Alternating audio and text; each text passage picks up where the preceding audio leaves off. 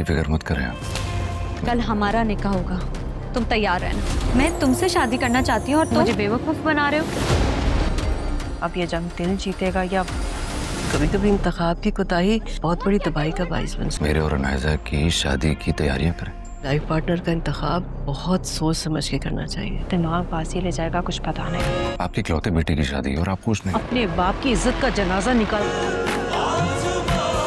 अगर यहाँ आ गई होगी कौली। अगले एपिसोड में आप देखने वाले हैं कि अनायजा मिरहा और शारिक को एक साथ वक्त गुजारता देखकर अंगारों पर लौट रही होगी। मिरहा ने बड़ी चालाकी से अनायजा की बाजी उसी पर ही उलट दी है। अनायजा ने मिरहा का पत्ता काटने के लिए असफंद के साथ शादी के लिए हाँ बोली और अब यही काम मिरहा कर रही होगी।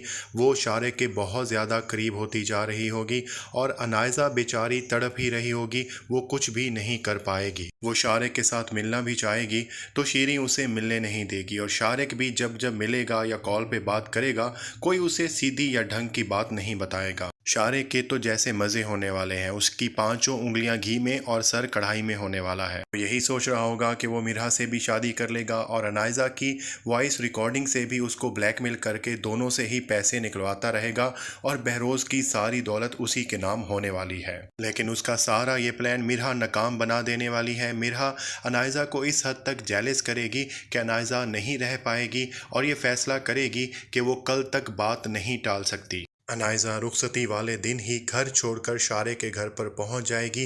वो शारिक जो कि मिरहा के लिए बारात लाने की तैयारियां कर रहा होगा। अनायजा को देखकर और ये बात भांपते हुए कि अनायजा घर से भागकर आई है, शारिक के हाथों के तो तोते ही उड़ जाएंगे क्योंकि अब उसे अपना सारा पैसा डूबता हुआ नजर आ रहा होगा। जहाँ अनायजा शारिक से शादी के लिए बजिद होगी तो वहीं शारिक बार बार यही दरख्वास्त कर रहा होगा कि अनायजा को घर वापस चले जाना चाहिए क्योंकि शारिक की माँ भी अनायजा को इस तरह से अपनाने से इनकारी होगी।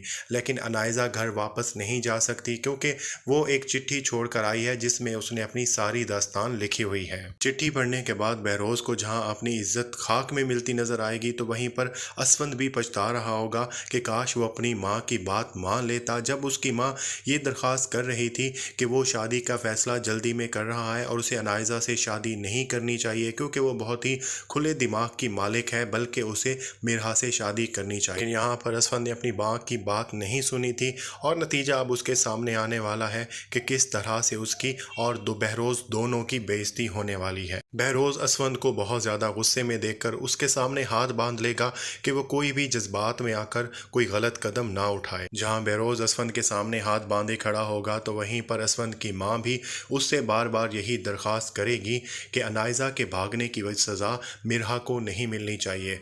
मिरहा दुल्हन बनी बैठी है तो उसकी रुखसती होनी चाहिए और इस तरह से मिरहा और असफंद की शादी होने वाली है। ये शादी तो हो जाएगी लेकिन असफंद कभी भी अनायजा को नहीं भुला पाएगा और ना ही वो ये चीज़ भुला पाएगा कि किस तरह से मिरहा शारिक के साथ शादी तय हो जाने के बाद बहुत ज़्यादा खुश थी।